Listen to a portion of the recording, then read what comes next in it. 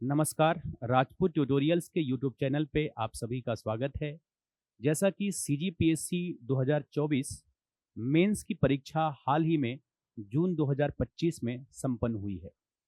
तो आज के इस लेक्चर्स में मैं CGPSC mains paper number 7 part 1 का कंप्लीट डिस्कशन करने वाला हूं। और डिस्कशंस क्या, इस लेक्चर्स में हम कंप्लीट जितने भी पेपर नंबर 7 पार्ट 1 से 75 मार्क्स के जो क्वेश्चन पूछे गए हैं, 30 वर्ड, 60 वर्ड, 100 एंड 175, सभी फॉर्मेट में एक बेहतर और सटीक आंसर कैसे लिखा जा सकता है और अच्छे आंसर लिखकर कितना बेहतर नंबर आप अर्जित कर सकते हैं, ये कंप्लीट इस पेपर के डिस्कशन में मैं आपको बताऊंगा। उम्मीद करता हूं कि जो भी सीजीपीएससी की तैयारी करने वाले विद्यार्थी हैं, निश्चित तौर पर ये लेक्चर्स आपके लिए बहुत बेहतर साबित होगा। क्योंकि जब भी आप किसी भी परीक्षा की आप तैयारी करते हैं, निश्चित तौर पर उस परीक्षा की तैयारी को बेहतर रूप देने के लिए, सही रणनीति बनाने के लिए हमें प्रीवियस ईयर पेपर का बेहतर एनालिसिस काफ़ी आवश्यक होता है। क्योंकि आप जो वर्तमान में जो पेपर चल रहा है या जो पेपर हुआ है, उस पेपर के एनालिसिस के बिहाफ पर ही आप आगे की रणनीति को तय करते हैं कि हमें उस परीक्षा की तैयारी किस रूप में करनी चाहिए, किस तरीके के प्रश्न पूछे जा रहे हैं और नए पैटर्न्स के आधार पर पीएससी का अप्रोच क्या है, कहां से क्वेश्चंस को पूछ रहा है और हम जब इस विषय को तैयार करें तो हमारी क्या रणनीति होनी चाहिए। इन समस्त विषय को आज मैं आपके इस लेक्चर्स में कंप्लीट करने वाला हूं। तो चलिए स्टार्ट करते हैं पेपर नंबर 7 पार्ट 1। अब जैसा कि हमेशा से जब पीएससी प्री के तैयारी के बाद सबसे बड़ा जो एक चैलेंजेस होता है बच्चों के सामने, वो होता पेपर नंबर 7 पार्ट 1 का। कारण उसका ये है कि पेपर नंबर 7 पार्ट 1 का जो भी सिलेबस है वो प्रीलिम्स से एकदम हटकर है। हाँ, कुछ योजनाएं जरूर आप प्रीलिम्स में पढ़ते हैं, लेकिन जो आपका एक्ट वाला प्रोविजंस है, वो आपके एक्ट वाले पार्ट बिल्कुल भी प्रीलिम्स से लेना देना नहीं होता है। इसलिए एक नई चीज आपको प्री के बाद जो मिलती है वो पेपर नंबर 7 पार्ट 1 का विषय होता है। तो यहाँ पर एक चैलेंजेस होता है कि हमको किस तरीके से तैयारी करनी चाहिए। एक तो अधिनियम, इसके लैंग्वेज काफी टफ होते हैं, तो एक आसान भाषा में मतलब सिलेबस को रखने के पीछे भी जो पीएससी का उद्देश्य है वो यही है कि आपको, चूंकि एक अधिकारी बनने के बाद जो लॉ एंड ऑर्डर मेंटेन करने की जो जिम्मेदारी है, जो नियम कानूनों के तहत शासन प्रशासन का जो आपको अधिकार है, निश्चित तौर पर उस कानूनों की एक समझ आपके अंदर होनी चाहिए। तो हम एक वकील की भाषा नहीं, बल्कि इस कानून की एक बेहतर समझ के अनुसार क्या आंसर हो सकता है, ये हम आज इस लेक्चर्स में अपन डिस्कस करने वाले हैं। तो चलिए स्टार्ट करते हैं। जो प्रश्न अभी पूछे गए हैं, एक चीज और मैं बता दूं कि बिल्कुल ये लेक्चर्स में बाइलिंगुअल हिंदी और इंग्लिश दोनों ही आपके मीडियम में जो सटीक आंसर हो सकता है हम उस पर डिस्कस करेंगे। और जैसा कि अभी सुनने को मिला है कि जो नया अभी मेंस हुआ है जून 2025 में, इस जून में जो वर्ड लिमिट में जो लाइन होते थे लिखने के लिए, जैसा अभी आपको पता है, जिन लोगों ने मेंस दिया है या देखा है वो उनको पता होगा कि एक लिमिटेड लाइन होता है कि आपको 30 शब्द है तो 4 लाइन में लिखना है। ठीक है, तो इस बार थोड़ा सा लाइनिंग की संख्या ठीक बढ़ाई गई है। जैसे 30 शब्द वाले प्रश्न हैं तो 4 लाइन होता था, उसे 5 लाइन कर दिया गया है। जैसे 60 शब्द वाले प्रश्न के लिए ठीक है लगभग 7 से 8 लाइन कर दी गई है। उसी तरीके से सारे ही जो फॉर्मेट थे उसमें लाइनों की संख्या इस बार बढ़ाई गई है। ठीक, जिससे ये होता है कि कहीं ना कहीं बहुत सारे ये दिक्कतों का सामना भी करना पड़ता होगा जिन लोगों ने मेंस दिया है, कि कई सारे टॉपिक के कंटेंट हमें ज्यादा पता होते हैं लेकिन उसे कम में आपको उसे कंसाइज करना है, किन बातों को सटीक तरीके से लिखा जाए कि इतने कम जगह पर हम उसको बेहतर तरीके से लिख पाए। तो चलिए स्टार्ट करते हैं। ठीक, तो सबसे पहले हम 30 वर्ड के क्वेश्चंस में देखेंगे। तो बहुत सिंपल सा प्रश्न पूछा है कि मानव अधिकार क्या है। ऐसा भी इसमें नहीं लिखा है गया है कि भाई मानव अधिकार संरक्षण अधिनियम के अनुसार आप इस आपके परिभाषा को आप बताइए। सिंपल प्रश्न है कि मानव अधिकार क्या है। ठीक है, जब मैं क्लास में जब स्टार्ट करता हूं तो ह्यूमन राइट्स एक्ट से ही मैं चालू करता हूं और पहला ही हमारा डिस्कशन होता है कि मानव अधिकार क्या होता है। ठीक, तो देखिए 30 शब्द है, 4 लाइन है आपके पास, 30 शब्द में मानव अधिकार को बेहतर तरीके से परिभाषित करना है। तो सिंपल है कि मानव अधिकार वे सभी अधिकार हैं जो व्यक्ति के स्वतंत्रता, समानता एवं गरिमा से जुड़ता है, जो मानव होने के नाते उनके प्राकृतिक अधिकार हैं।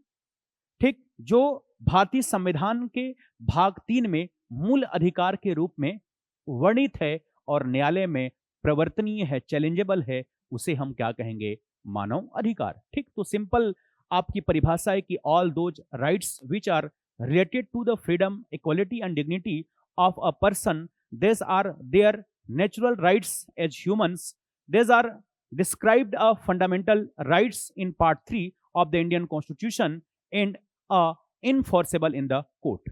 ठीक, तो सामान्य सा आप 30 शब्द में इस परिभाषा को आपको बताना है। ठीक है, तो वे सभी अधिकार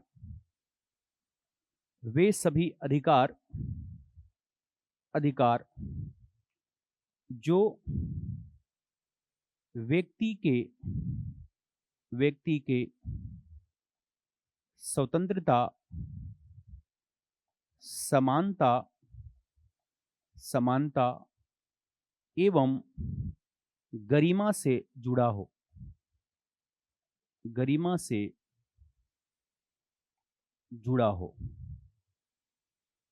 जो मानव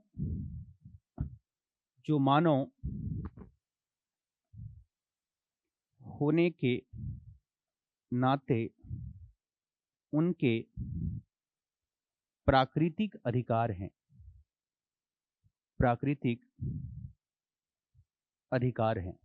ठीक, जिसे भारतीय संविधान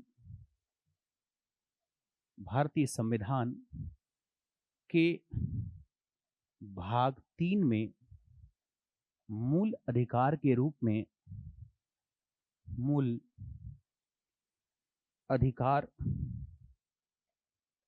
में वर्णित किया गया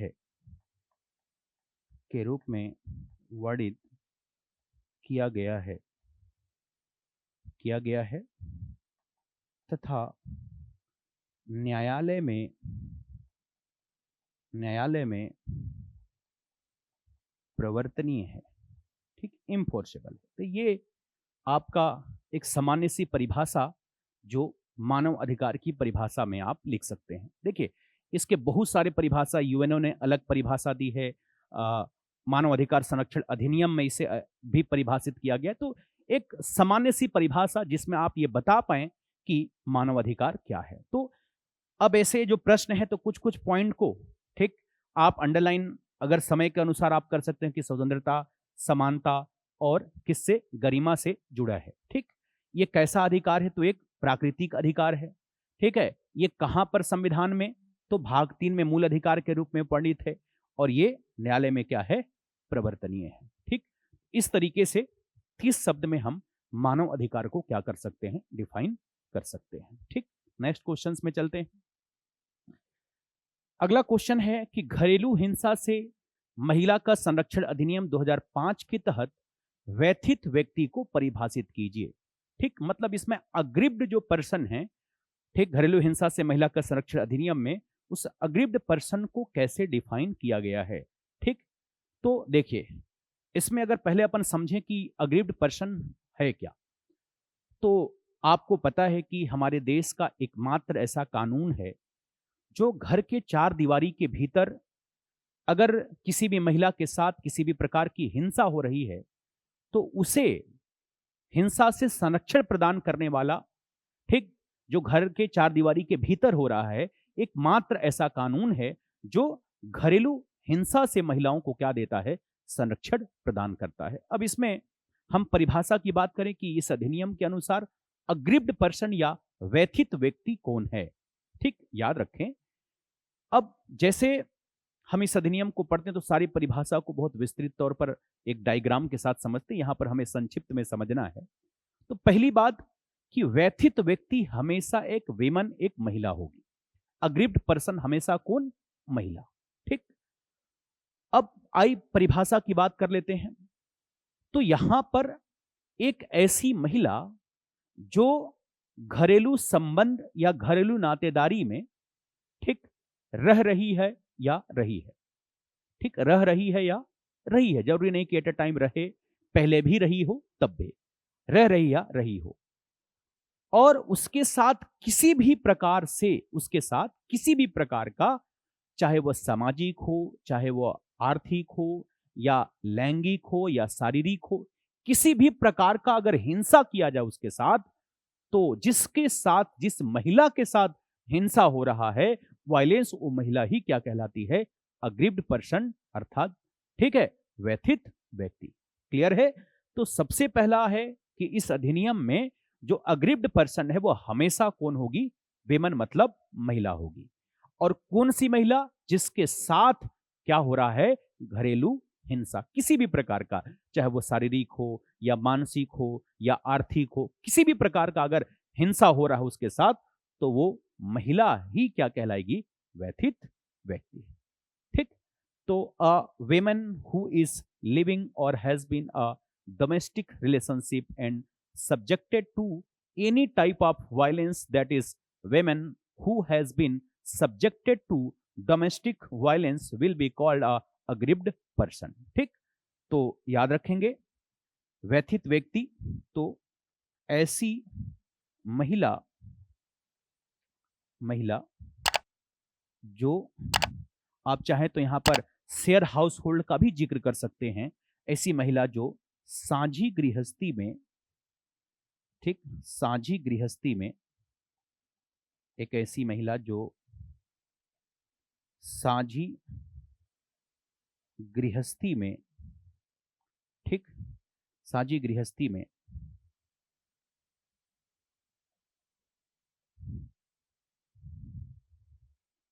साझी गृहस्थी में रह रही हो या रही हो, ठीक, जिसके साथ, जिसके साथ घरेलू संबंध हो,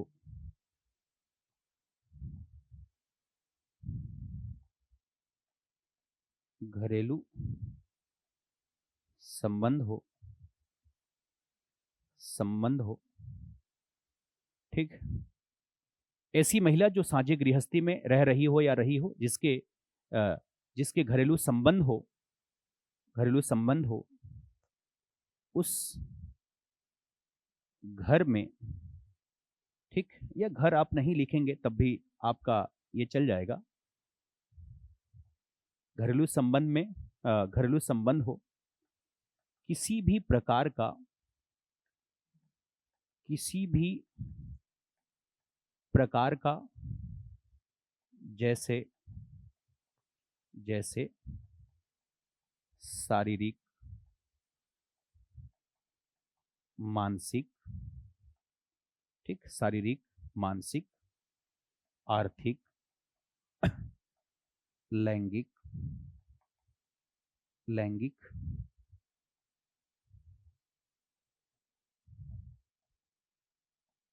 लैंगिक हिंसा किया जाए, किया जाए, तो जिस महिला के साथ, तो जिस महिला के साथ, के साथ हिंसा किया जा रहा है,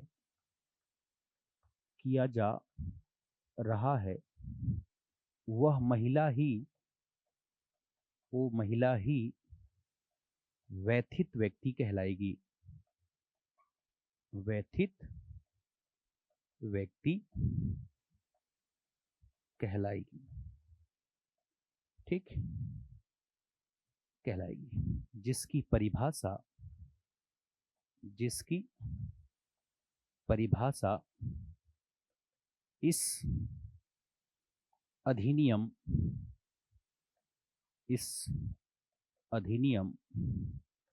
की धारा 2A में परिभाषित किया गया है। 2A में परिभाषित किया गया है। क्लियर है? ठीक, तो ये एक आंसर इसके लिए सटीक होगा। ठीक है, इसको आप अपने तरीके से जमा कर भी लिख सकते हैं। ठीक है, तो 2-3 बातों का ही ध्यान रखना है इसमें। एक तो महिला होनी चाहिए, ठीक, मतलब एग्रीव्ड पर्सन हमेशा कौन होगी? महिला होगी। ठीक, देन सेकेंड है कि उसका संबंध घरेलू होना चाहिए, डोमेस्टिक रिलेशंस होना चाहिए। ठीक, और वो साझी गृहस्थी शेयर हाउस होल्ड में वो रह रही है या रही है, और अब उस महिला के साथ किसी भी प्रकार का अगर हिंसा होता है तो महिला ही मुख्य रूप से क्या कहलाएगी? Aggrieved person. ठीक, तो ये आप याद रखेंगे, इसमें आप मेन पॉइंट को अंडरलाइन भी कर सकते हैं। ठीक है, चलिए नेक्स्ट क्वेश्चन। अब आते हैं भारत में सामाजिक विधान के 4 प्रमुख उद्देश्य लिखिए। राइट 4 की objectives of social legislation in India. देखो, जब हम सिलेबस की बात करते हैं पेपर नंबर 7 पार्ट 1 का, तो सोशल लेजिस्लेशन, तो देखो जो सामाजिक विधान है उसका मूल उद्देश्य है कि समाज में परिवर्तन लाना, जो सामाजिक विघटन है उसे रोकना, ठीक है, सामाजिक बुराइयों को दूर करना, ठीक है, समाज में परिवर्तन लाना। तो ये सारी मूल उद्देश्य जो कि सामाजिक विधान, जैसे हमने घरेलू हिंसा से महिला का संरक्षण अधिनियम एक सोशल लेजिस्लेशन है, उसका क्या उद्देश्य है कि जो समाज में बुराइयां हैं या जो कमियां हैं, जो अत्याचार है, शोषण है, उस चीज को क्या करना? दूर करना। ठीक, तो सिंपल इसमें सामाजिक विधान के 4 प्रमुख उद्देश्य में द रिमूव सोशल एविल्स मतलब सामाजिक बुराइयों को दूर करना। आप सीधा आप इसमें, ठीक, इस अधिनियम के 4 प्रमुख उद्देश्य हैं, आप लिखेंगे, देन टू द पॉइंट आप इसको लिखना है। ठीक है, आप लिख सकते हैं स्टार्टिंग के लिए कि भारत में सामाजिक, ठीक, विधान के 4 प्रमुख उद्देश्य निम्नलिखित है। आप डायरेक्ट पॉइंट भी लिखेंगे, कहीं कोई दिक्कत नहीं है, निम्नलिखित है। ठीक, अब इस तरीके से, ठीक, सबसे पहला सामाजिक बुराइयों को दूर करना। सामाजिक बुराइयों को दूर करना। देन सेकेंड, सामाजिक विघटन को रोकना। सामाजिक विघटन को रोकना। ठीक है, इसके बाद तीसरे नंबर पे अगर बात करें तो समाज में, ठीक है, सुधार एवं परिवर्तन लाना।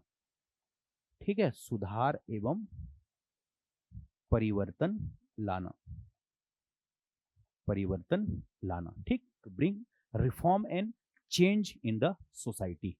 ठीक है, तीसरा। देन चौथा है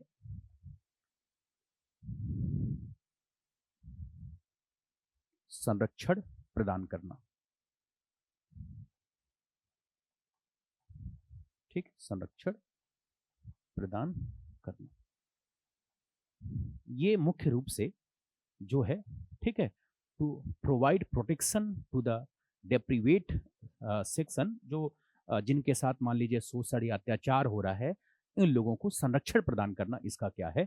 उद्देश्य है। ठीक, तो 4 simple to the point 4 point आप लिख दिए, इसका आंसर कंप्लीट। ओके, नेक्स्ट चलते हैं। नागरिक अधिकार संरक्षण अधिनियम 1955 के तहत माल बेचने या सेवा देने से इनकार करने पर दंड का क्या प्रावधान है? What are the provision of punishment for refusing to sell goods और render services under the protection of civil rights protection act 1955।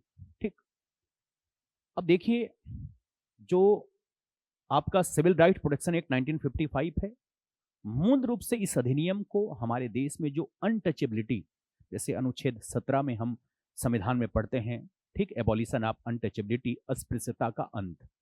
तो मूल रूप से इसका जो पृष्ठभूमि है, इसकी जो ओरिजिन है, ठीक, वो भारत में अस्पृश्यता, छुआछूत को समाप्त करने के लिए ही ये इस अधिनियम को लाया गया कि जहां जहां पर उन वर्गों के साथ छुआछूत किया जाता था उसे समाप्त करने, और ऐसे जो छुआछूत को बढ़ावा देते हैं या छुआछूत करते हैं उनको दंड करने के पर्पज से इसे लाया गया है।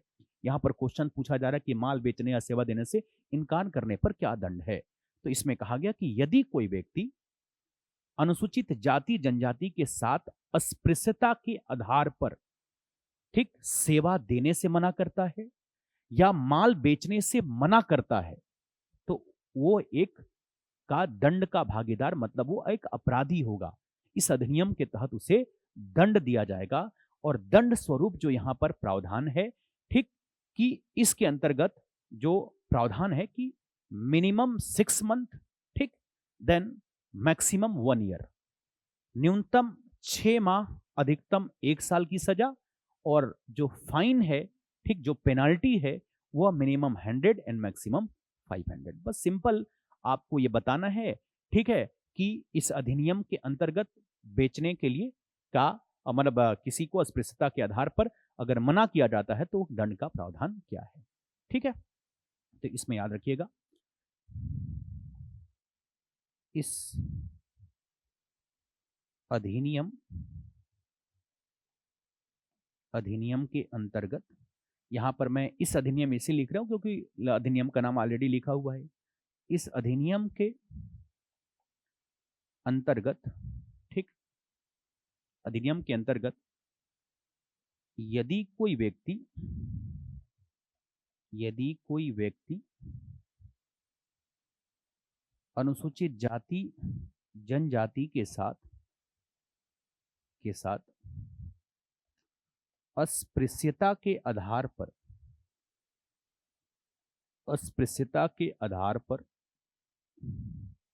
ठीक, अस्पृश्यता के आधार पर वस्तु के आधार पर वस्तु या माल, ठीक,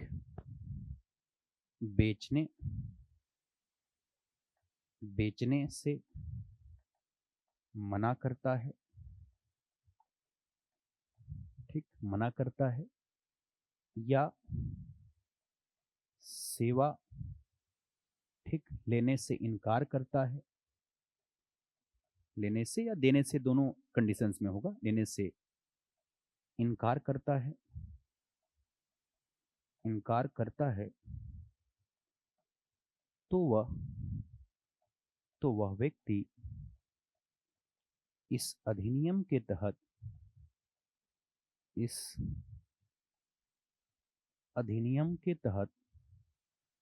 दंड का भागीदार होगा।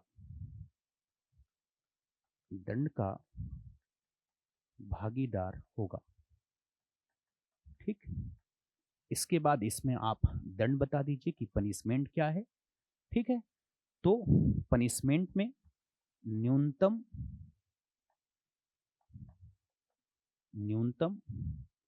6 माह, अधिकतम 1 वर्ष का कारावास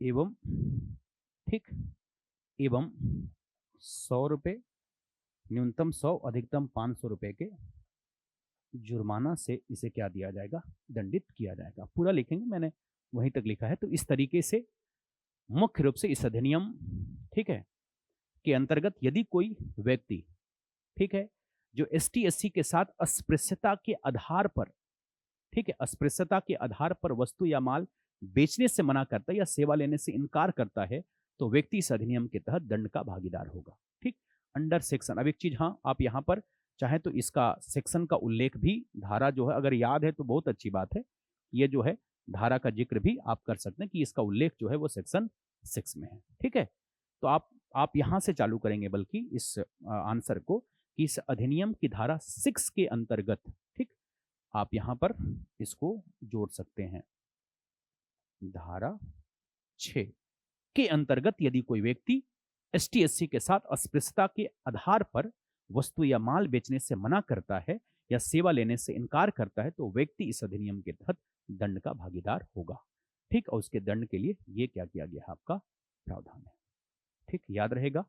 तो इस तरीके से आप इस आंसर को लिख सकते हैं। ठीक, नेक्स्ट चलते हैं। अगला है पर्यावरण को परिभाषित कीजिए। ये तो आप अगर नहीं भी पढ़े हैं तो निश्चित तौर पर इसकी परिभाषा आप लिख पाएंगे। ठीक है, बचपन से आप पढ़ते आ रहे हैं कि परिधन, आवरण, चारों ओर के जो आवरण है उसे हम पर्यावरण, लेकिन हम यहाँ पर कुछ अच्छे वर्डों को मिलाकर अगर हम पर्यावरण को डिफाइन करते हैं ना तो हमें नंबर अच्छा मिलता है। ठीक, एक तो सबसे पहला कि इस अधिनियम में जो पर्यावरण संरक्षण अधिनियम 1986 है उसके सेक्शन नंबर 2A में पर्यावरण को डिफाइन किया गया है, जिसके अंतर्गत कहा गया जल, वायु, मृदा, उनके अंतर संबंध। ठीक, जल, वायु, मृदा और उनके अंतर संबंध और मानव जाति से उनके संबंध को ही मुख्य रूप से क्या किया कहा गया है, पर्यावरण। ठीक, तो ये सिंपल सी परिभाषा है। ठीक, एक तो सेक्शन जनरली आपको पता है कि सारे अधिनियम का जो सेक्शन है 2 में है, 2 के अंतर्गत ABCD आता है, तो ये 2A में डिफाइन किया गया है। तो क्या है, तो जिसके अंतर्गत मैंने कहा जल, वायु, मृदा, उनके अंतर संबंध और मानव जाति से उनका जो संबंध है वही एक्चुअल में क्या है, पर्यावरण। इसके अलावा आप बता सकते हैं, ठीक है, कि जीवधारी के चारों ओर उपस्थित समस्त जैविक अजैविक जो घटक हैं जो उनके जीवन को प्रभावित करते हैं वो क्या है, आपका पर्यावरण है। ठीक है, तो ये एक आपका परिभाषा इसके अंतर्गत ध्यान रखेंगे। ठीक, ध्यान रखिएगा जब भी आप आंसर लिखते हैं, चूंकि कम शब्दों में बेहतर लिखना है तो आप इंपॉर्टेंट चीजों को जरूर अंडरलाइन करेंगे। ठीक, जब भी आप प्रश्न लिखेंगे जैसे जल, वायु, मृदा, ठीक, इनके अंतर संबंध और मानव जाति से उनके संबंध को दर्शाता है, तो ऐसे कुछ की पॉइंट को आप अंडरलाइन जरूर करिएगा। ठीक, चलिए नेक्स्ट चलते हैं। ठीक, अगला है संविधान के मौलिक कर्तव्यों में। ठीक, संविधान के मौलिक कर्तव्यों में महिलाओं के प्रति क्या दायित्व निहित है। तो जब हम मौलिक कर्तव्यों की संख्या, जैसे आपको पता है कि वर्तमान में जो फंडामेंटल ड्यूटीज की संख्या वो कितना है, 11 है। ठीक, मूल कर्तव्यों की संख्या कितनी है, 11। अब 11 मूल कर्तव्य है तो इस मूल कर्तव्यों में अलग अलग दायित्व दी गई है। उसी में 51A नंबर, ठीक, 51A के अंतर्गत फंडामेंटल ड्यूटीज का जिक्र है। ठीक है, जिसे भारतीय संविधान में 42वें संविधान संशोधन 1976 के तहत, ठीक, संविधान के भाग 4A, संविधान के 4A के अंतर्गत फंडामेंटल ड्यूटीज का प्रावधान किया गया है, जिसमें टोटल 11 मूल कर्तव्य दिए गए हैं। उस 11 मूल कर्तव्यों में से जो 51AE है उसमें यह कहा गया है, ठीक, कि प्रत्येक नागरिकों को महिलाओं के गरिमा, ठीक, महिलाओं के गरिमा के प्रति अपमानजनक जो प्रथाएं हैं उसे त्यागने का आदेश दिया गया है। ठीक, जो महिलाओं के प्रति अपमानजनक जो ऐसी चीजें जो उसके गरिमा के खिलाफ है उनके त्यागने का आपका दायित्व दिया गया है। अर्थात ये कहा गया, इसका मतलब है कि किसी महिला के साथ सम्मान व गरिमा के साथ व्यवहार करना चाहिए। ठीक, और ऐसी प्रथा में शामिल नहीं होना चाहिए जो महिलाओं को अपमानित करती हो या उनके साथ क्या करती हो, भेदभाव करते हो। कुल मिलाकर फंडामेंटल ड्यूटीज में यह बात कही गई है कि ऐसी प्रथाओं का त्याग किया जाए जो महिलाओं की गरिमा या महिलाओं के सम्मान के खिलाफ है। ठीक, हर व्यक्ति का यह दायित्व है। ठीक, मतलब यहां पर नागरिकों की रिस्पांसिबिलिटी दी गई है कि महिलाओं के सम्मान और गरिमा का ध्यान रखें। ठीक, उनके साथ कोई भी ऐसा कार्य ना करे जिससे उनकी गरिमा या सम्मान को ठेस पहुंचे। अर्थात इसका मतलब है कि किसी भी महिला के साथ सम्मान व गरिमा के साथ क्या किया जाना चाहिए, व्यवहार किया जाना चाहिए। तो ये फंडामेंटल ड्यूटीज में क्या किया गया है, ठीक, आपका जो मूल कर्तव्य के अंतर्गत महिलाओं के, ठीक, के प्रति जो दायित्व दी गई है नागरिकों को वो ये है। क्लियर है? तो 30 वर्ड में आप इतनी बातें अगर आप लिखते हैं तो निश्चित तौर पर, तो इसमें देखो, एक तो आर्टिकल्स आप अंडरलाइन जरूर कर दीजिएगा कि 51AE के अंतर्गत दिया गया है। ठीक है, और मुख्य रूप से नागरिकों को क्या, महिलाओं के गरिमा के प्रति अपमानजनक प्रथाओं को त्यागने का आदेश। क्लियर है? तो ये 30 वर्ड में इतनी बातें ध्यान रखेंगे।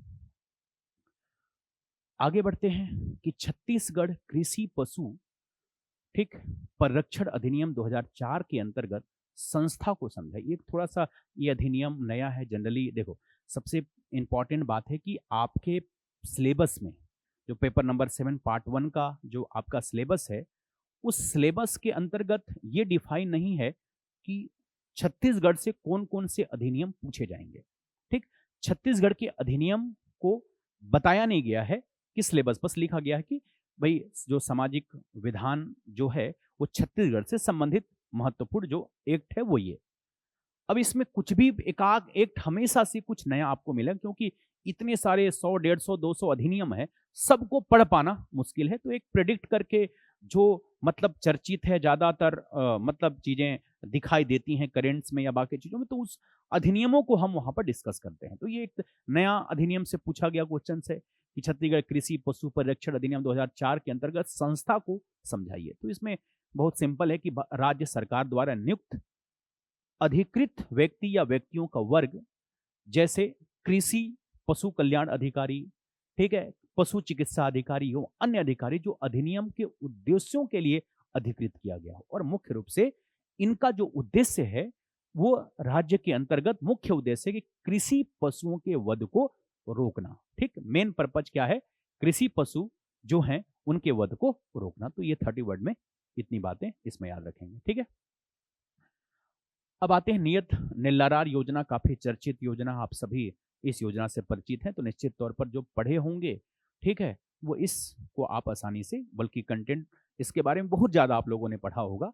तो 2-3 की पॉइंट इसमें आप ध्यान रखिएगा कि नियत निल्लारार योजना अर्थात आपका अच्छा गांव। ठीक, इसका मुख्य जो अर्थ है वो क्या है, आपका अच्छा गांव।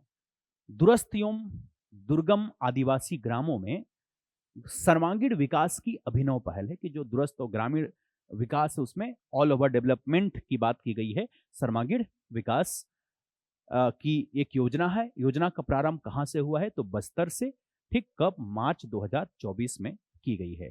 वर्तमान में कुल लाभान्वित जो परिवार है इसमें 34,000 हैं और बस्तर संभाग से लगभग 327 ग्राम इसमें क्या है, शामिल है। तो इसके बहुत सारे पॉइंट है, लेकिन मेन पॉइंट इसके प्रमुख उद्देश्य आप लिख सकते हैं। कब से और कहां से चालू हुआ है, इसका अर्थ क्या है, ये 2-3 पॉइंट को अगर आप देखें तो ये आपका कंप्लीट होता है नियत निल्लार। तो ये 30 शब्द वाले क्वेश्चन हैं। ठीक है, जिसको आप इस तरीके से यदि आप लिखेंगे तो निश्चित तौर पर आपको अच्छे नंबर मिलेंगे। ठीक, चलिए आगे बढ़ते हैं 60 वर्ड वाले क्वेश्चंस में, सेक्शन नंबर 2। ठीक, अब ये भी जैसे देखो, इस बार जो भी क्वेश्चंस बने हैं कानून से, भारतीय अधिनियम से या छत्तीसगढ़, तो काफी चर्चित, जहां से 2-4 अधिनियम ऐसे जहां से हर साल क्वेश्चन आना है। एट्रोसिटी एक्ट हमेशा प्रश्न आएगा, डोमेस्टिक वायलेंस एक्ट से हमेशा क्वेश्चन आया, सिविल राइट प्रोटेक्शन एक्ट से क्वेश्चन आए हैं। मतलब ये सब क्वेश्चन आते ही आते हैं। ठीक, चलिए, तो 9th नंबर क्वेश्चन, अनुसूचित जाति और अनुसूचित जनजाति अत्याचार निवारण अधिनियम 1989 के अंतर्गत पीड़ित के अधिकारों का वर्णन। ये पहले भी सीजीपीएससी मेंस में इस प्रश्न को पूछा जा चुका है। ठीक है, ये 15 नंबर में पूछा जा चुका है कि इस अधिनियम के अंतर्गत जो पीड़ित या साक्षी है उसके अधिकार क्या क्या हैं। तो ये पहले भी पूछा जा चुका क्वेश्चन है। 2-3 क्वेश्चन इस बार जो पूछे हैं वो रिपीटेड हैं। इसीलिए मैं कहता हूं कि आपको प्रीवियस ईयर का एनालिसिस बहुत जरूरी है, ताकि आप प्रीवियस ईयर पेपर को एनालिसिस करके ही आगे की रणनीति और आगे की तैयारी को आप बेहतर कर सकते हैं। ठीक, तो चलिए हम देखते हैं कि इस क्वेश्चंस के आंसर किस तरीके से हमें लिखना चाहिए और क्या होगा। ठीक, तो देखो, सबसे पहले अगर हम बात करें तो इस अधिनियम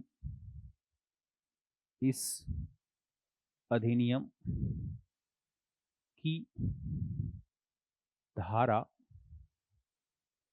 15A में 15A में पीड़ित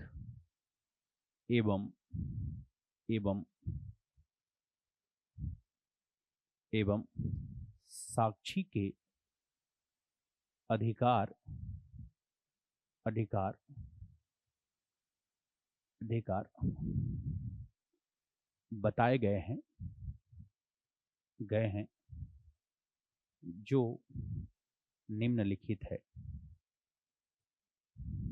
जो निम्नलिखित है। ठीक, अब इसके बाद हमें जो पीड़ित या साक्षी के जो अधिकार है उसको टू द पॉइंट अपने को लिखना है। ठीक है, क्योंकि आपके प्रश्न में सीधे तौर पर क्या पूछा है, पीड़ित के अधिकार पूछा है। Describe the right of victims under the schedule caste and the schedule tribes prevention of atrocity act 1989। ठीक है, अब इसमें आपको टू द पॉइंट, अब देखो इसमें रटने वाला भी पॉइंट नहीं है, आप समझ कर इन चीजों में आप लिख सकते। जैसे right to security and protection, ठीक है, सुरक्षा एवं संरक्षण का अधिकार। राइट टू कंडक्ट, ट्रीटमेंट नहीं, ये कंडक्ट, राइट टू कंडक्ट मतलब व्यवहार का अधिकार है। राइट टू इंफॉर्मेशन, सूचना का अधिकार है। राइट टू फाइल एप्लीकेशन, आवेदन करने का अधिकार है। राइट टू हियर प्रोसीडिंग, ठीक है, आपकी सुनवाई का अधिकार है। Right to receive a copy of FIR free of cost, मतलब एफआईआर की निशुल्क प्रति प्राप्त करने का अधिकार है। Right to get legal aid, निशुल्क विधिक सहायता प्राप्त करने का अधिकार है। Right to medical aid, food and maintenance, अर्थात भोजन का अधिकार है। ठीक है, स्वास्थ्य चिकित्सकीय सहायता का अधिकार है। ठीक है, भरण पोषण का अधिकार। ये सारे अधिकार किसको दिए गए हैं, आपका पीड़ित या साक्षी को। तो टू द पॉइंट हम इसमें आप लिख सकते हैं। ठीक, तो जैसे आप पहला, अब ये है बहुत ही मतलब 15 नंबर में अगर प्रश्न पूछा जा चुका है तो आप जिसे जितने भी शब्द में 175 चूंकि मैक्सिमम है तो उसमें भी अगर इस इतने को डिस्क्राइब कर दें तो 175 भी आप बहुत अच्छे से इसको आप लिख सकते हैं। ठीक है, तो पीड़ित एवं साक्षी के अधिकार है। तो सबसे पहला जैसे कहा गया कि सुरक्षा एवं संरक्षण का अधिकार, सुरक्षा एवं संरक्षण का अधिकार। जैसे प्रीवियस ईयर पेपर में मैं पहले भी इसको यूट्यूब में मेरा वीडियो आपको ये मिल जाएगा कि इस क्वेश्चंस को मैंने पूरे 15 नंबर में डिटेल मैं वीडियो में मतलब डिस्कस किया हूं, क्योंकि पहले पूछा गया था और इस बार फिर से ये आप देख पा रहे हैं कि यहाँ पर क्वेश्चन पूछा है। ठीक, 60 वर्ड में। तो अब चूंकि 60 वर्ड में पूरा डिटेल आप नहीं कर सकते है, तो इसकी पूरे डिटेल मतलब मेन पॉइंट को ही आप 60 वर्ड में लिखेंगे। तो सुरक्षा एवं संरक्षण का अधिकार है। ठीक है, व्यवहार का अधिकार मतलब जब भी कोई पीड़ित है, ठीक, उसके साथ जो भी लोक सेवक हैं, ठीक, वो अच्छा व्यवहार, ऐसा नहीं कि अगर कोई गरीब है, ठीक है, शोषण जिसके साथ हो रहा है उसके साथ, जो कोई पब्लिक सर्वेंट है कहीं थाने में शिकायत करने जाए तो उसके साथ गलत व्यवहार किया जाए, तो व्यवहार का अधिकार है इनको। ठीक है, इसके साथ हमने कहा सूचना प्राप्त करने का अधिकार है, सूचना प्राप्त करने का अधिकार सुनवाई का अधिकार, सुनवाई का अधिकार, एफआईआर की निशुल्क प्रति प्राप्त करने का अधिकार, एफआईआर की निशुल्क प्रति प्राप्त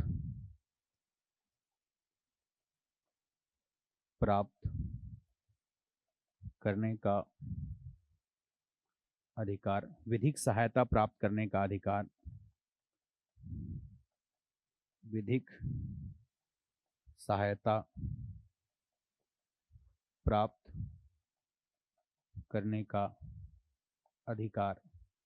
ठीक है, भरण पोषण का अधिकार। बहुत सारे पॉइंट है, मतलब मेंटेनेंस, भरण पोषण, भरण पोषण प्राप्त करने का अधिकार, जिसके अंतर्गत भोजन, ठीक है, चिकित्सकीय सहायता, मेडिकल एड, ये सारी चीजें अधिकार इसके अंतर्गत है। तो 60 शब्द में इतनी भी बातें अगर आप लिखेंगे तो निश्चित तौर पर, अगर यही बड़ा प्रश्न होता तो इसको सारे को आप 2-2, 3-3 लाइन में आप डिटेल कर सकते हैं। कि क्लास के दौरान हम इसको एक एक बिंदुओं को अपन डिटेल देखते हैं, ठीक है। तो ये इस तरीके से इतनी बातें याद रखेंगे, ठीक है। तो इसमें देखो, इसमें जो आपको अंडरलाइन वाली पॉइंट है, सेक्शन को जरूर आप इसमें अंडरलाइन कर सकते हैं, धारा, ठीक। देन इसके बाद तो टू द पॉइंट है ही ये, ठीक है। चलो, ये इंग्लिश का आंसर है आप, ठीक है। आप अच्छे से इसके अंतर्गत जो है आप देख सकते हैं, मतलब इसका हिंदी और इंग्लिश दोनों आंसर है। इंग्लिश में ये सारे आंसर लिखे गए हैं, ठीक है। चलिए आगे बढ़ते हैं। सूचना का अधिकार अधिनियम 2005 के तहत सूचना के प्रकटीकरण के 4 छूट क्या है? व्हाट आर 4 एग्जाम्पशन, ठीक, exemptions from disclosure of information under right to information act 2005। अब ये भी क्वेश्चन आ चुका है, ये भी बड़े नंबर में क्वेश्चन पूछा जा चुका है कि सूचना के अधिकार अधिनियम 2005 के तहत कौन कौन सी ऐसी इंफॉर्मेशन है जिसे प्रकट नहीं किया जा सकता है। पूछा 4 है, बहुत सारे इसके मतलब आपके प्रावधान है जिसको आज भी आरटीआई से बाहर रखा गया है, ठीक है।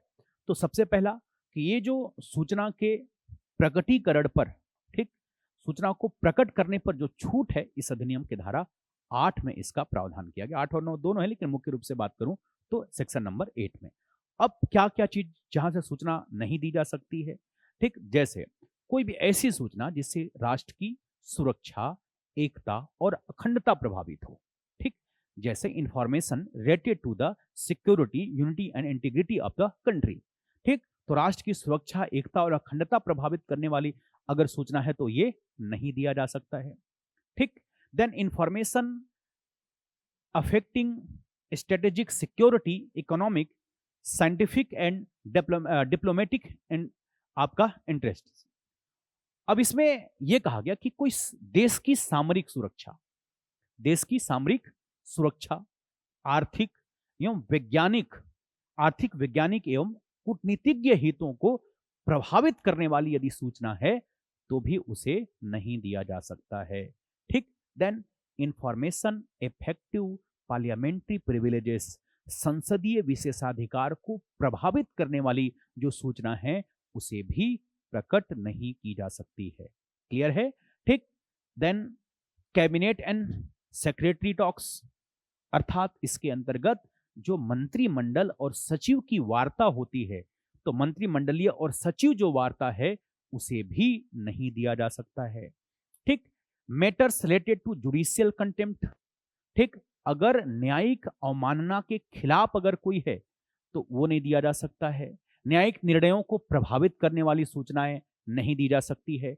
कोई भी ऐसी सूचना जिससे अपराध के जांच में मतलब उसमें डिस्टर्बेंस हो या प्रभाव डाले तो सूचना नहीं दी जा सकती। तो बहुत सारे ऐसी सूचनाएं हैं, आपके प्रश्न में केवल 4 ही लिखा है, तो 4 को ही आप इसमें एक्सप्लेन कर सकते हैं, ठीक है। मैं यहीं पे इन चीजों को मैं आपको मतलब 3-4 इसमें से कोई भी जो आपको याद है उसमें आप इसको एक्सप्लेन कर सकते हैं, ठीक है।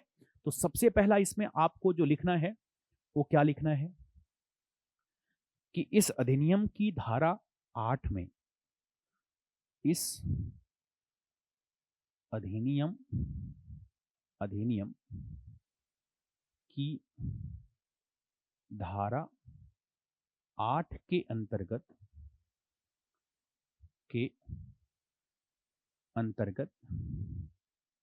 ठीक के अंतर्गत विभिन्न सूचनाओं के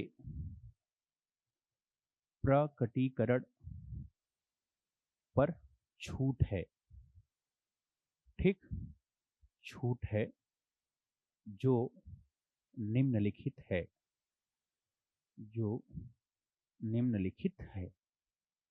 ठीक। अब इसके अंतर्गत to the point, first, second, third, fourth, 4 पूछा है, तो 4 इसके अंतर्गत आप इसको बता सकते हैं कि कोई भी ऐसी सूचना जो राष्ट्र की एकता, अखंडता, सुरक्षा को प्रभावित करने वाली अगर सूचना है तो उसे नहीं दिया जा सकता है।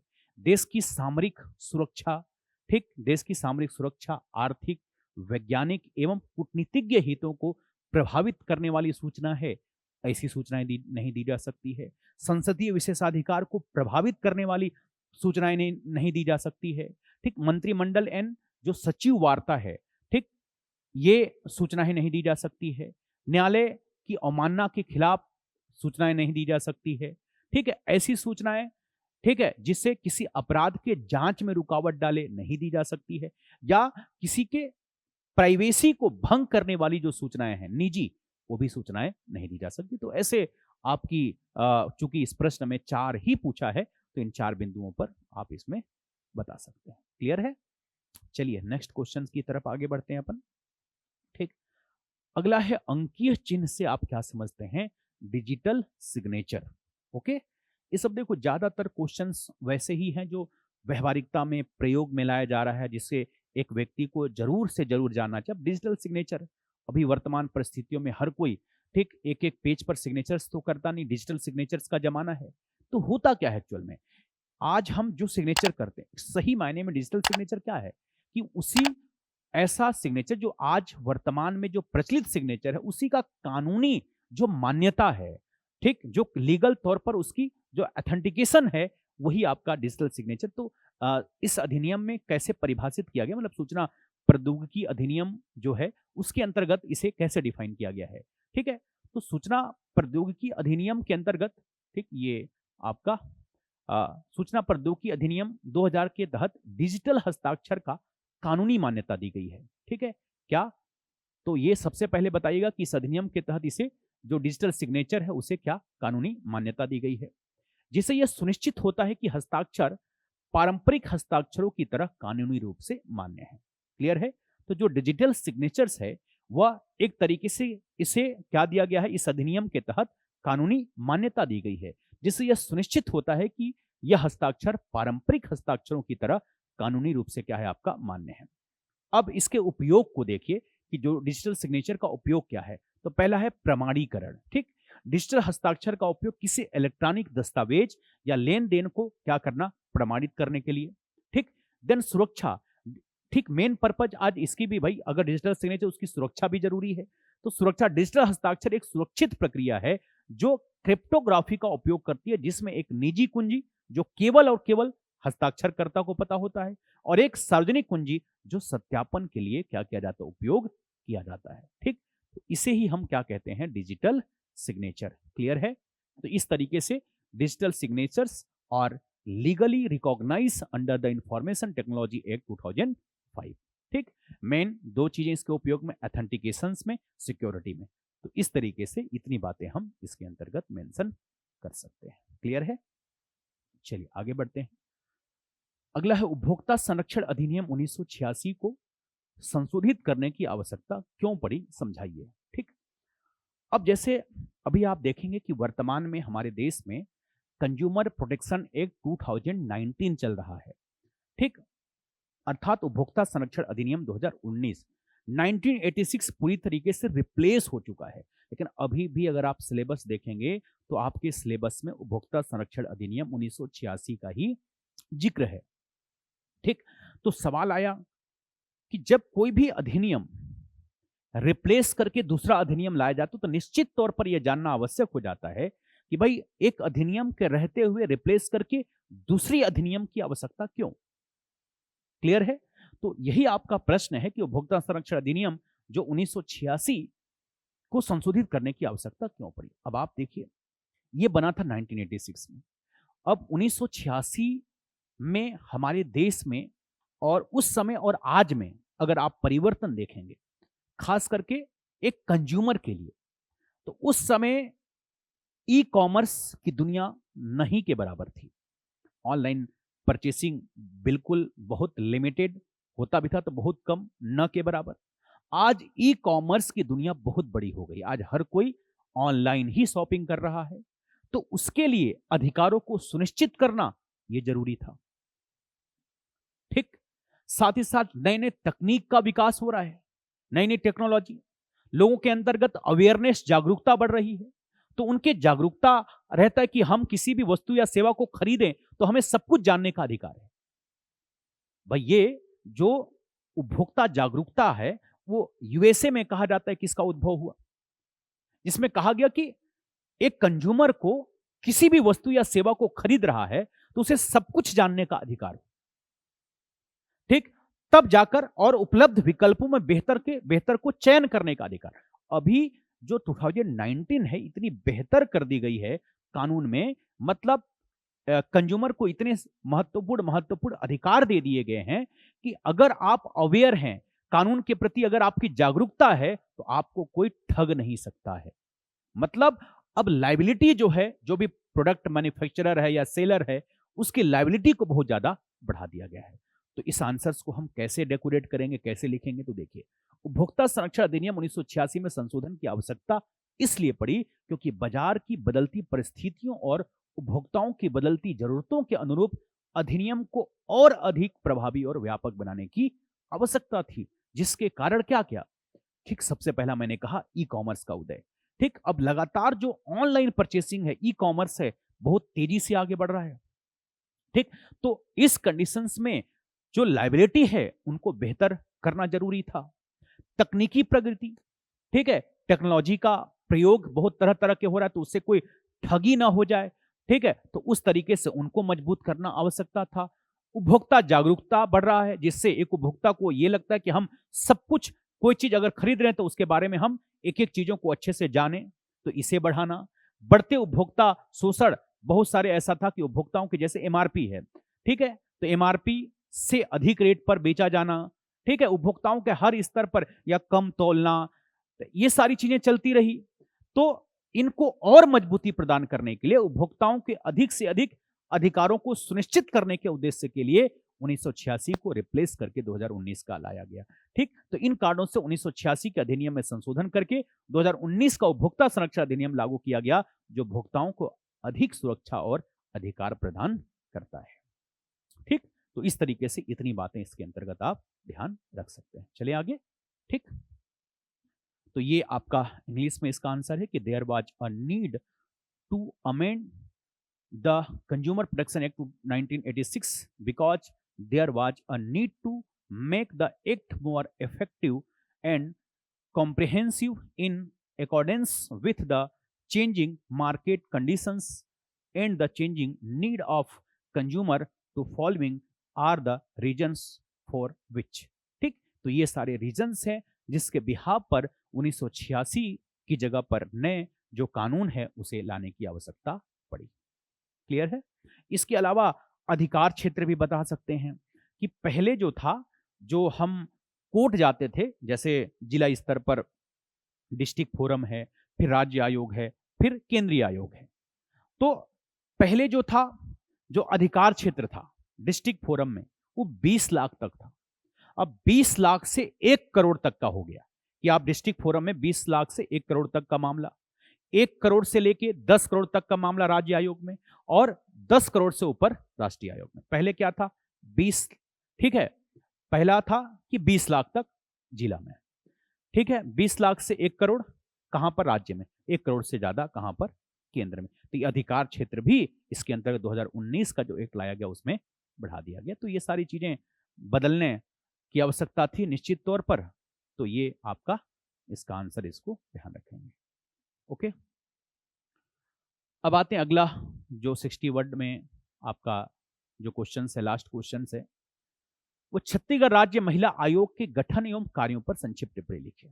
ठीक, तो ये केंद्र स्तर पर केंद्रीय महिला आयोग होता है, राज्य स्तर पर राज्य महिला आयोग होता है। ठीक है, तो यहां पर देखिए, मुख्य रूप से कोई भी आयोग बने, चाहे एसटी हो, एससी हो, ओबीसी है, अल्पसंख्यक है, महिला है, जिस नाम से आयोग, उसी वर्ग के हितों का संरक्षण होता है। अब यहां पर केंद्र स्तर पर केंद्रीय महिला आयोग है, राज्य स्तर पर राज्य महिला आयोग। तो छत्तीसगढ़ राज्य की महिलाओं के अधिकारों को सुनिश्चित करने, ठीक, उनके साथ हो रहे अत्याचार, शोषण, उनको संरक्षण प्रदान करने के पर्पज से छत्तीसगढ़ में राज्य महिला आयोग का गठन किया। क्या क्या कार्य हैं? ठीक है, तो छत्तीसगढ़ में महिलाओं को सशक्त बनाने, महिलाओं के हितों को देखभाल करने, ठीक है, उनके संरक्षण बना करने के लिए छत्तीसगढ़ राज्य महिला आयोग का गठन 24 मार्च 2001 को किया गया है। ओके, तो छत्तीसगढ़ महिलाओं को सशक्त बनाने, महिलाओं के हितों की देखभाल करने व उसका संरक्षण करने के लिए छत्तीसगढ़ राज्य महिला आयोग का गठन कब? 24 मार्च 2001 को किया गया। आयोग के कार्य क्या क्या है? तब महिलाओं के लिए संविधान तथा अन्य विधियों के अधीन उपबंधित संरक्षणों से संबंधित समस्त मामलों का इन्वेस्टिगेशन करना, परीक्षण करना। राज्य सरकार का जो राज्य सरकार के वार्षिक रूप से तथा ऐसे अन्य समय पर जैसा कि आयोग उचित समझे ऐसे संरक्षण के क्रियान्वयन के संबंध में समय समय पर क्या देना, रिपोर्ट देना। महिलाओं के सामाजिक आर्थिक विकास की योजना संबंधी जो प्रक्रिया में भाग लेना तथा उन्हें सलाह देना। ठीक है, तो ये अगर आपको नहीं भी याद है तो इस सोच सोचकर अगर महिलाओं के हित में, महिलाओं के संरक्षण में अगर आप देखें, निश्चित तौर पर क्या है भाई, महिलाओं की सुरक्षा और संरक्षण का काम करती है। किसी भी महिला के साथ कोई अत्याचार हो रहा है, कोई अपराध हो रहा है, उनके अधिकारों का हनन हो रहा है, तो उनके अधिकारों को सुनिश्चित करने का काम ही मुख्य रूप से क्या करती है, आपका महिला आयोग करती। क्लियर है? ठीक, तो इस तरीके से ये इसके आंसर आपके इंग्लिश में आप देख सकते हैं।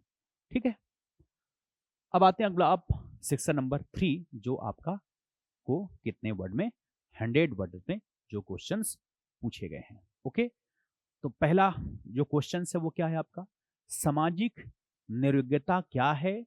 सिविल अधिकार अधिनियम 1955 के अंतर्गत सामाजिक नियोग्यता लागू करने में दंड के क्या प्रावधान हैं? ओके, तो what is social disability, what are the provision for punishment for enforcing social disability under the protection of civil rights act 1955। ठीक, तो यहां पर हमें दो चीजें ध्यान रखना है। ठीक है, देखिए सबसे पहला अपने को यहां पर जो बताना है वो है सोशल डिसेबिलिटी मीन्स सामाजिक निर्योग्यता। सामाजिक निर्योग्यता, हम सबसे पहले सोशल डिसेबिलिटी को अपन बताएंगे यहां पर। ठीक, सामाजिक निर्योग्यता। अब सोशल डिसेबिलिटी क्या है, सामाजिक निर्योग्यता क्या है?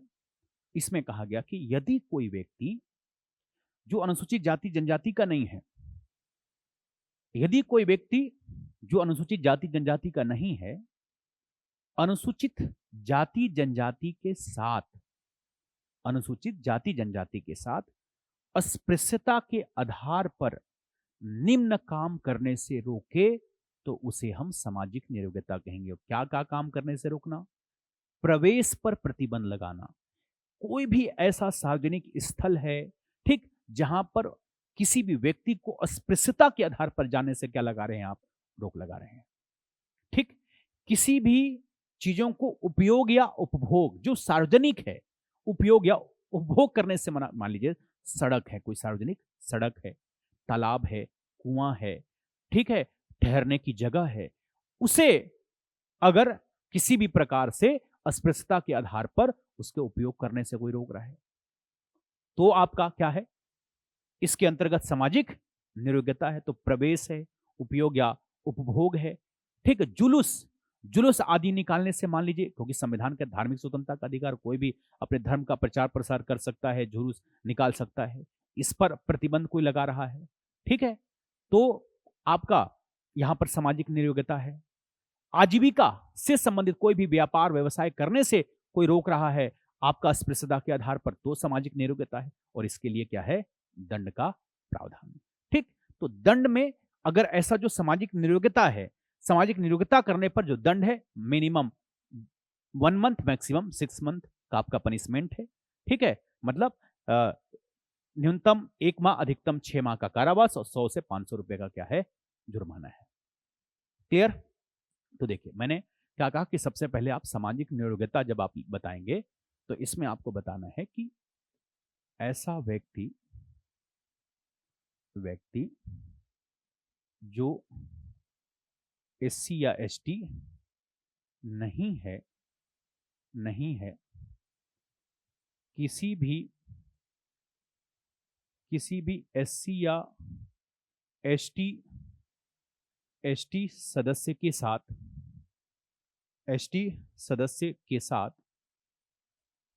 साथ निम्न कार्य करने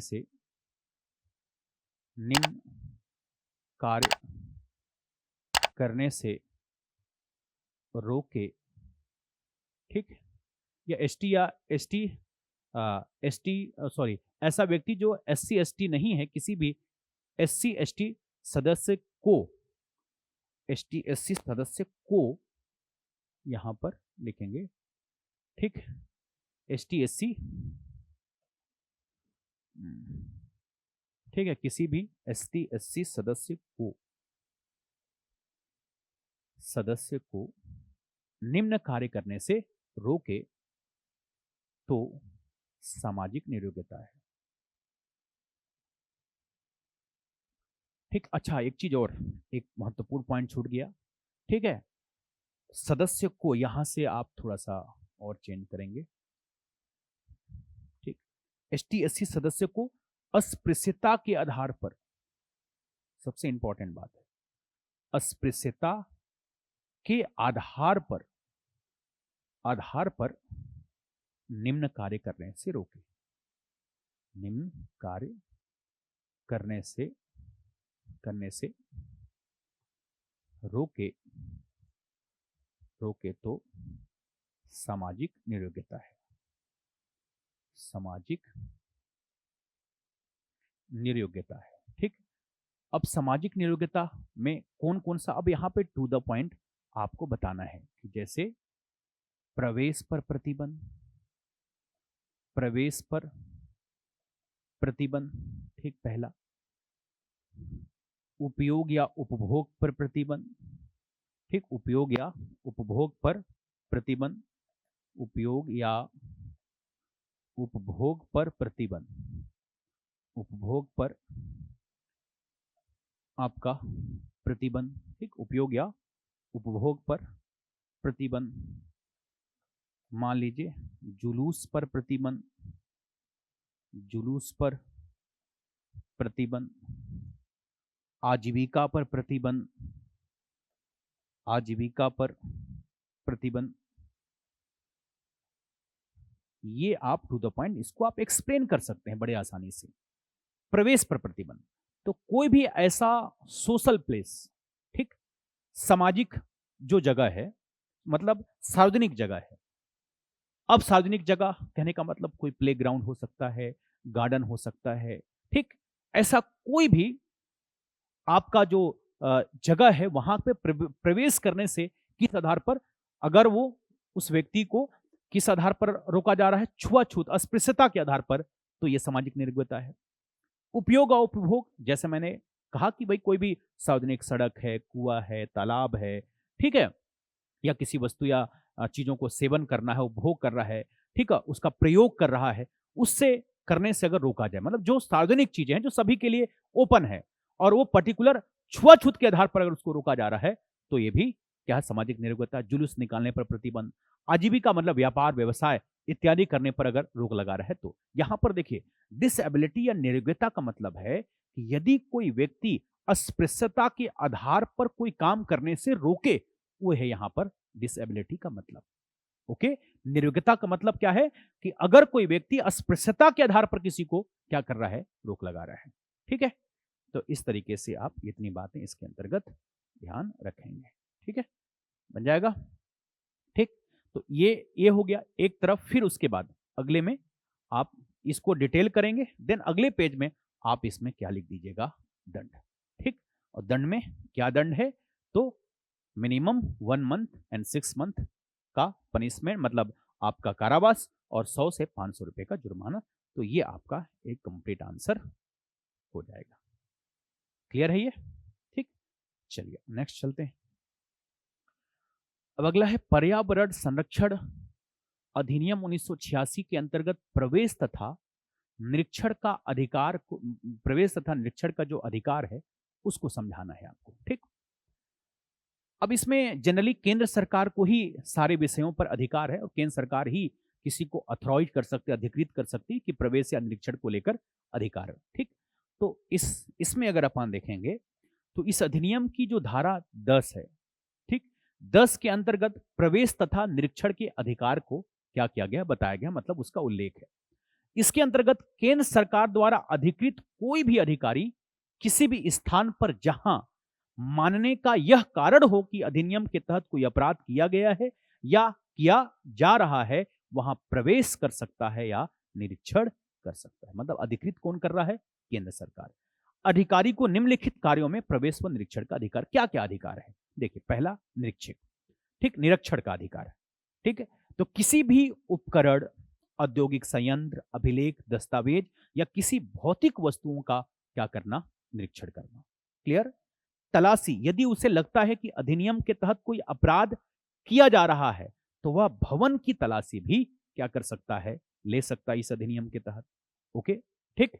इसके अलावा जब्ती बना सकता है, वह ऐसे किसी भी पदार्थ या वस्तुओं को जब्त कर सकता है जो अधिनियम के तहत अपराध का सबूत हो सकता है या पर्यावरण प्रदूषण को रोकने, ठीक, या कम करने के लिए आवश्यक हो। नमूना ले सकता है, वह वायु, जल, मिट्टी या किसी अन्य पदार्थों का नमूना ले सकता है और उसका क्या कर सकता है, विश्लेषण। कुल मिलाकर इन सब का उद्देश्य जो है वो पर्यावरण को संरक्षण प्रदान करना है। ठीक, तो आपके प्रश्न में जो मुख्य रूप से पूछा गया है कि इस अधिनियम के अंदर, मतलब इन्वायरमेंटल प्रोटेक्शन एक्ट 1986 के तहत प्रवेश तथा निरीक्षण को लेकर क्या क्या अधिकार है, तो ये सारी बातें जो इस अधिनियम की धारा 10 है वो ये सारी चीजें उसके अंतर्गत बताई गई है। क्लियर है। तो इतनी बातें अगर आप लिखेंगे तो बहुत बेहतर और सटीक आंसर होगा। ठीक है, इतनी बातें इसके अंतर्गत ध्यान रखेंगे। ठीक, अगले प्रश्न में जो हमारा 100 वर्ड का क्वेश्चन है ये आपके इंग्लिश में सारे कंप्लीट आंसर है, इसको भी ध्यान रखेंगे। ठीक, चलिए आगे चलते हैं कि अगला प्रश्न है, छत्तीसगढ़ राज्य में जनजातीय समुदाय के भूमि अधिकारों और पारंपरिक वन अधिकारों की रक्षा कैसे की जा रही, ये भी काफी चर्चित है। अब देखिए वैसे तो बहुत सारे प्लान हैं, स्कीम्स हैं जिसके माध्यम से जो जनजाति है उन समुदायों के अधिकारों और पारंपरिक वन की रक्षा और भूमि की रक्षा करने का प्रावधान है, लेकिन सबसे महत्वपूर्ण कि जो आपका जनजातीय समुदाय है उनके भूमि अधिकार और पारंपरिक वन के अधिकारों के संरक्षण के लिए सबसे इंपॉर्टेंट है और वो है आपका वन अधिकार अधिनियम 2006। ठीक, वन अधिकार अधिनियम 2006 के तहत जो जनजातीय समुदाय हैं उनके भूमि अधिकार और पारंपरिक वन अधिकारों की रक्षा का जो महत्वपूर्ण प्रावधान किया गया वो इस अधिनियम के अंतर्गत, तो हमें मुख्य रूप से उसी अधिनियम के बारे में जिक्र करके हमें इसका आंसर बताना है। तो छत्तीसगढ़ में जनजातीय समुदायों की भूमि अधिकारों और पारंपरिक वन अधिकारों की रक्षा के लिए सरकार कई प्रयास कर रही है, जिसमें मुख्य रूप से वन अधिकार अधिनियम 2006, ठीक, जो जनजातीय समुदायों को वन संसाधनों पर अधिकार प्रदान करता है, जिसमें भूमि और आजीविका के अधिकार क्या है शामिल है। क्या क्या अधिकार हैं, तो देखिए भूमि पर अधिकार, ठीक, जनजातीय समुदाय उस भूमि का दावा कर सकता है, ठीक, जिस पर वे परंपरागत रूप से खेती कर रहे हो या निवास कर रहे हैं। लेकिन इसमें याद रखेंगे कि ये जो है ये 4 हेक्टेयर तक ही अधिकार है। कितना, 4 हेक्टेयर। तो इस अधिनियम के तहत, ठीक, ये कहा गया है कि जनजातीय समुदाय उस भूमि का दावा कर सकता है जिस भूमि पर वो परंपरागत रूप से क्या कर रहा है, खेती कर रहा है, ठीक, या उस पर वो क्या कर रहा है, निवास कर रहा है। तो यह अधिनियम में उनके लिए संरक्षण है। सामुदायिक वन संसाधन का अधिकार है। ग्राम सभाओं को सामुदायिक वन संसाधनों के प्रबंधन का संरक्षण और उपयोग करने का क्या है, अधिकार है। ठीक, तो ग्राम सभाओं को यह अधिकार दिया गया कि सामुदायिक जो वन संसाधन है, ठीक, के प्रबंधन, संरक्षण और उपयोग का अधिकार। क्लियर है। ठीक, देन गैर लकड़ी वन उत्पादों का अधिकार, जो जनजातीय समुदाय हैं को गैर लकड़ी उत्पाद जैसे कि फल फूल जड़ी बूटियों का उपयोग करने का इनको अधिकार, क्योंकि उनका जीवन ही जल जंगल जमीन है, उससे जुड़ी हुई जो चीजें हैं उन्हीं का सेवन करके वह जीवित रहते हैं। वन संरक्षण में भागीदारी है कि जनजातीय समुदायों को वनों के प्रबंधन एवं संरक्षण में सक्रिय रूप से क्या भाग लेने का अधिकार है। ठीक, तो मुख्य रूप से इस अधिनियम के तहत जो जनजातीय समुदाय है उनके भूमि और वन अधिकारों को क्या किया गया है। इसके अलावा और भी बहुत सारे स्कीम्स का भी आप जिक्र कर सकते हैं, लेकिन मुख्य रूप से इस अधिनियम के बारे में ही सबसे ज्यादा इंपॉर्टेंट है कि इस अधिनियम के बारे में जरूर आपको जिक्र करना है। क्लियर है। ठीक, तो इस तरीके से ये आपके इंग्लिश में आंसर्स है। जो भी चीजें अपन देख रहे हैं कि जैसा आप हिंदी में जैसे अपन डिस्कस कर रहे हैं तो उसी को इंग्लिश में आप इस तरीके से उसको क्या कर सकते हैं, डेकोरेट कर सकते हैं। मतलब उनको राइट टू लैंड है, ठीक, कम्युनिटी फॉरेस्ट रिसोर्सेस राइट्स है, right to non wood forest का प्रोडक्ट करने का अधिकार है, ठीक है, पार्टिसिपेशन इन फॉरेस्ट कंजर्वेशन। तो इस तरीके से इन चीजों को आप ध्यान रखेंगे। ठीक है, चलिए अब लास्ट अपन इस पे आते हैं, जो आखिरी जो 15 नंबर का जो क्वेश्चन है 175 वर्ड्स में। ठीक है, तो उसमें है कि क्या छत्तीसगढ़ टोनही प्रताड़ना निवारण अधिनियम में अधिनियम अपने उद्देश्यों में सफल रहा है? कारण सहित उत्तर लिखिए। ठीक है। अब देखिए इसके जैसे 15 नंबर वाले जब भी आप प्रश्न लिखे उसकी फॉर्मेटिंग जो है, ठीक, तो 15 नंबर वाले प्रश्न को हमेशा से इस बात का जरूर ध्यान रखना है कि पहले से आपको उस आंसर के बारे में, ठीक, एक सिनॉप्सिस होना चाहिए। आप सीधे उस आंसर को नहीं लिख सकते, क्योंकि कई बार क्या होता है हम आंसर लिखना चालू करते हैं, उसके बाद जब हम लिख लेते हैं तो हमें पता चलता है कि जो चीजें हमें लिखनी चाहिए वो चीजें यहाँ पर छूटता हुआ नजर हो रहा है या छूटता दिखाई दे रहा है। तो हमें सबसे पहले हमारा मतलब जो उद्देश्य है वो यही है कि हम सबसे पहले इसके बारे में एक सिनॉप्सिस देखें। ठीक, तो इसकी क्या सिनॉप्सिस हो सकती है पहले हम देखते हैं। ठीक, इसका क्या एक बेहतर इस आंसर का सिनॉप्सिस हो सकता है। ठीक है, तो देखें इस क्वेश्चंस के अकॉर्डिंग अगर सिनॉप्सिस बात करूं तो सबसे पहले तो एक इंट्रोडक्शंस में जो जिक्र किया गया है उसके अधिनियम के बारे में हम जिक्र करते हुए उसका एक परिचय देंगे। ठीक, परिचय के बाद आपको पूछा कि अधिनियम कहां तक सफल हुआ है। ठीक, तो हम उसके सफलता के बारे में कि जो प्रमुख प्रमुख सफलताएं हैं जो हमें दिखाई दे रहा है वो हम सफलता को लिखेंगे। ठीक, इसके बाद हम इसमें क्या चुनौतियां कि क्या अभी भी इसे लागू करने में इंप्लीमेंट करने में चैलेंजेस क्या क्या हैं। ठीक, देन उसके बाद हम फाइनली निष्कर्ष में बताएंगे कि अभी की स्थिति क्या है। ठीक, तो 15 नंबर वाले प्रश्न में हमें प्रॉपर एक सिनॉप्सिस पैटर्न्स में हमें ध्यान रखना, क्योंकि हमारा जो क्वेश्चंस है, ठीक है, ये जो क्वेश्चंस हैं अगर आप देखेंगे, ठीक है,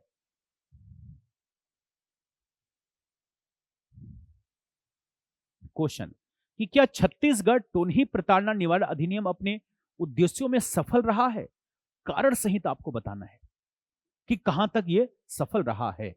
तो आप सबसे पहले अधिनियम के उद्देश्यों में सफल, तो आप मुख्य रूप से अगर टोनही प्रताड़ना अधिनियम की अगर हम बात कर लेते हैं तो टोनही प्रताड़ना अधिनियम का उद्देश्य क्या है कि छत्तीसगढ़ में परंपरागत तौर पर जो एक सामाजिक बुराई, ठीक, सामाजिक बुराई है, उस सामाजिक बुराई को दूर करना। क्योंकि छत्तीसगढ़ में मुख्य रूप से अगर इसकी पृष्ठभूमि की बात करूं तो छत्तीसगढ़ परंपरागत रूप से, ठीक है, जनजातीय समुदाय वाला एक राज्य रहा है जो बड़ी आबादी जंगलों में या बृहद सुदूर क्षेत्रों में ग्रामीण क्षेत्रों में निवास करती है।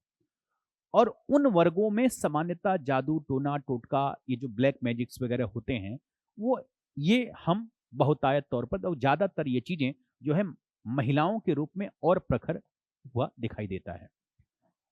अब जैसे जब हम पुरानी पृष्ठभूमि को जब बात करते हैं तो छत्तीसगढ़ में बहुत सारे ऐसे केसेस हुए जब टोनही प्रताड़ना के आधार पर महिलाओं की हत्या तक कर दी गई थी।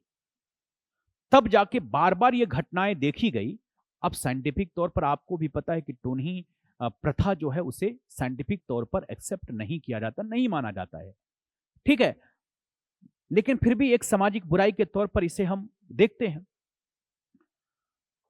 अब हम बात करें तो बहुत सारे छत्तीसगढ़ में ऐसी घटनाएं हुई जब वहां तक महिलाओं की हत्या तक की गई।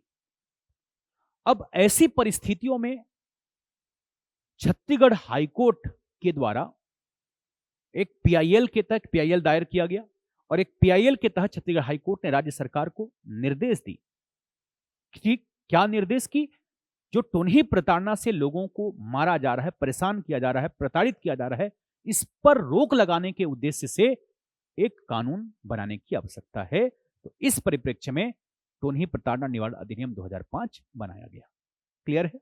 ठीक, तो देखिए सबसे पहले इसके परिचय की बात करूं, छत्तीसगढ़ टोनही प्रताड़ना निवारण अधिनियम 2005 अपने उद्देश्यों में आंशिक रूप से सफल रहा है। ठीक, अधिनियम ने टोनही प्रथा के खिलाफ जागरूकता बढ़ाने और पीड़ितों को कानूनी सुरक्षा प्रदान करने में कुछ सफलता हासिल की है, लेकिन अभी भी इस कुप्रथा को पूरी तरीके से समाप्त करने के लिए बहुत कुछ करना बाकी है। एक इंट्रोडक्शन हो गया। अब क्या क्या सफलता इन्होंने प्राप्त कर ली? कानूनी सुरक्षा, अधिनियम ने टोनही के रूप में बदनाम या प्रताड़ित किए गए लोगों को कानूनी सुरक्षा प्रदान की है। ठीक, भाई ऐसे लोगों को, जैसे कई लोगों पर गांव में या ग्रामीण क्षेत्रों में टोन्ही के रूप में उसको चिन्हांकित करके बहुत प्रताड़ित किया जाता है। इवन सामाजिक रूप से उसको बहिष्कृत कर दिया जाता है। ठीक है, किसी भी तरीके से उसके घर में आना जाना प्रतिबंध लगा दिया जाता है, समाज बिल्कुल उससे कट जाता है। तो कहीं ना कहीं ये एक सामाजिक बुराइयां है। तो अधिनियम ने टोन्ही के रूप में बदनाम या प्रताड़ित किए गए लोगों को कानूनी सुरक्षा प्रदान की है। जागरूकता, अधिनियम के माध्यम से टोन्ही प्रथा के खिलाफ जागरूकता बढ़ी। अब लोग कम से कम ये जान गए कि अगर किसी को इसके तहत अगर प्रताड़ित करेंगे, परेशान करेंगे, तो कानून के तहत हमें क्या मिलेगा? दंड। तो ये एक अधिनियम या कानून के आने से लोगों में कम से कम क्या बढ़ी है? अवेयरनेस बढ़ी है। ठीक, लोग अब कम से कम इस पर रोक लगा रहे, इसे एक सामाजिक बुराई के रूप में देख रहे हैं। ठीक है, जागरूकता, ठीक, अर्थात हाँ, इस अधिनियम के माध्यम से टोन्ही प्रथा के खिलाफ जागरूकता बढ़ी और लोग अब इस मुद्दे से अधिक मुखर है। सजा का प्रावधान है कि अगर कोई किसी को इस अधिनियम के तहत प्रताड़ित करता है, इसमें आपके सेक्शंस में अलग अलग प्रावधान है। ठीक है, अगर कोई से टोन्ही के रूप में चिन्हित करता है या किसी को टोन्ही के रूप में कहता है तो दंड है। जैसे ओझा है, कोई व्यक्ति यह दावा करता है कि मेरे पास ऐसी दिव्य शक्ति है कि मैं इस चीज से इलाज कर सकता हूं, ठीक कर सकता हूं, उसके लिए भी दंड है।